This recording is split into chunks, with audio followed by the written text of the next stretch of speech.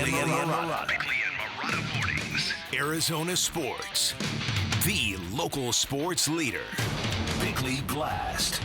The Cardinals are already rebuilding their football team, but on Sunday, they have their first chance to rebuild some semblance of a home field advantage in Glendale, and it's likely the last chance they'll get for some time. Because after hosting the red-faced Giants, they face 3 potential scoreboard nightmares. Home games against the Cowboys and Bengals, sandwiched by a road game against the 49ers. So, this is the chance to get the goose egg off of their shoulders and the 0 out of the win column, and that's a pretty big deal for a rookie coaching regime, because the longer that 0 lingers, the bigger it becomes, and the more our head coach will continue to get skewered by some in the national media. Now, much of the focus on Sunday will be the offense and the quarterback and whether they can find a higher plane in week 2. But the Cardinals defense has a great chance to show out once again, a great chance to continue the unexpected momentum we all felt last weekend in Maryland, and a great chance to actually win a football game before the Cardinals ultimately show their flaws against superior competition and potential victories get really scarce and elusive in the desert. You hit on an interesting point, which I think the change in regime and the front office, the change in the coaching staff, a lot of people have forgotten about. Mm-hmm. And that is home opener, first of 2 straight at home for the Cardinals at State Farm Stadium. They won 1 game in that building last year. There was a time where the Cardinals organization took pride in the fact that, hey, you didn't come into the nest, into the Red Sea, and leave with a win. Yeah. And if you did, you had to earn it. That has not been the case. They had 1 regular season win at home last year. It was the Thursday night game against the Saints, which was October 20th. So we're going on 11 months without Cardinal fans experiencing a victory in their home stadium. And you're right as well, Bick. This could be the last time in a long time because of the upcoming opponents that are coming in. Yeah. Dallas, Cincinnati, Baltimore are the next 3. Woof. Yeah. Yikes. So I look at that, and I also look at this. Generally in years past, I might be wrong about this, but it seems to me that season ticket holders, people who write that check every year and get their allotment every year, it seems to me like they're there early and then they start to pawn off and sell off the games. Here you got a couple of games coming up against New York and Dallas. And we know the Giants have tons of fans out here. We know the Cowboys have tons of fans out here. I'm not sure about the Bengals, but I'm sure we're going to see a lot of, orange stripes in the stadium for that particular game. So I don't know what to expect on Sunday. You would like to, in a perfect world, have a crowd of season ticket holders who have some energy to them based on the energy the football team provided in week 1. Mm-hmm. You know what I mean? Because they played with a certain kind of physicality and violence that I know if I were a season ticket holder, it would have inspired me. And I'd be excited about going to this game to see if it's for real. Now, then again, we also know economics are what they are.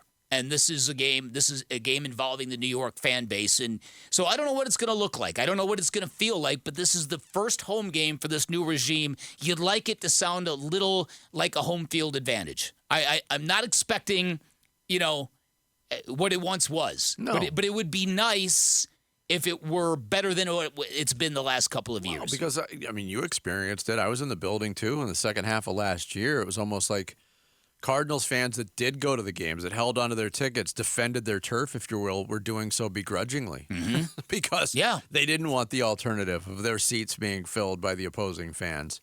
It might be small, but, there's a renewed feeling of optimism for a lot. And I think it's probably pretty widespread within fans who have invested in season tickets. Yeah.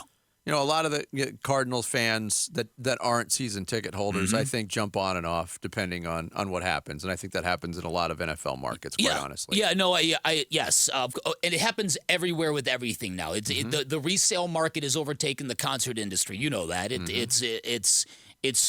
It's a cottage industry, and it is what it is. And I'll try not to make it a pet peeve of mine, but again, we once experienced it where it was a lot different, and you would think the Cardinals did enough in week 1 to make their fan base, okay, I'll pay attention to this some more.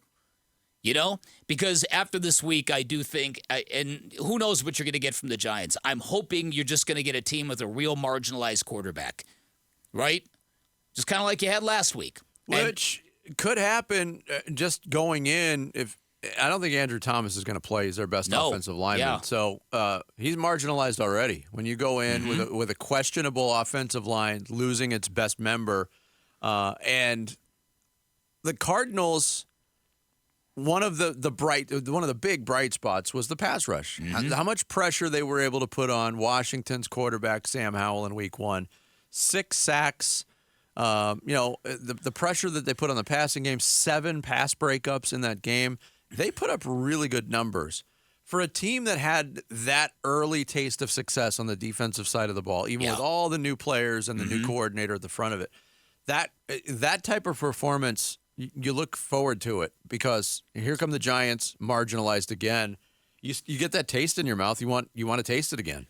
Yeah. Week in, week out. Yeah. And I think we're going to see another aggressive defensive performance. No, I think there's a danger here. I think there's a danger of Cardinal fans turning angry if the offense sputters again, and I think a lot of it has to do, unfortunately, to the Josh Dobbs experiment, because this whole thing has been very, very wild to sign a guy when they did.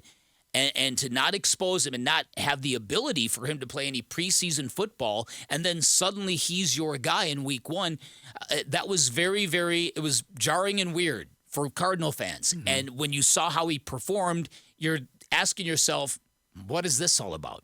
Why do you value that so much? And I think that's a real simplistic way of looking at it. I think it was a very difficult task for Josh Dobbs. It was. So he's going to have to be better. And you know what? There's a lot of guys on offense who have to be better.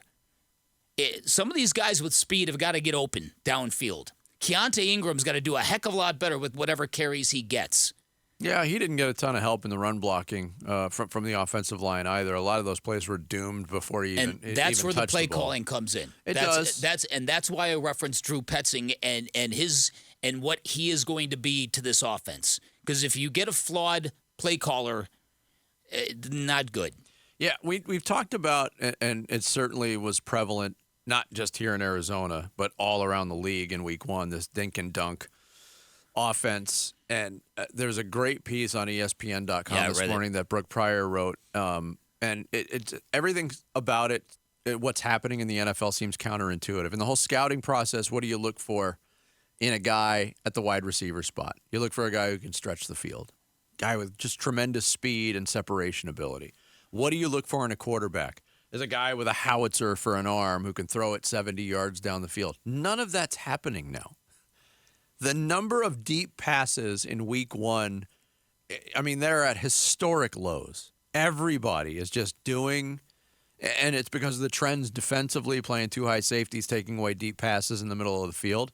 Everybody has gone to the short passing game. So it's not just the Cardinals. It's an extreme example in Arizona because of their quarterback situation right now and his limitations in knowing the offense and the personnel. Yeah. But it's happening everywhere. Yeah. And it's such a discouraging trend. It really is. It really is. The deep ball, the deep pass in football remains the most exciting play in the sport. And when you just have defenses saying, nope, not having it, yeah, I agree with you. It's boring.